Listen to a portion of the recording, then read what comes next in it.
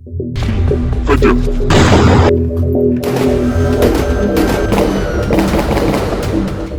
Pertempuran pecah di tepi barat Palestina yang diduduki. Israel mengalihkan fokus perangnya melawan poros perlawanan Palestina di wilayah tersebut. Brigade Al-Quds baru-baru ini menerbitkan video kompilasi saat para pejuangnya melawan pasukan Zionis pada Sabtu 15 September.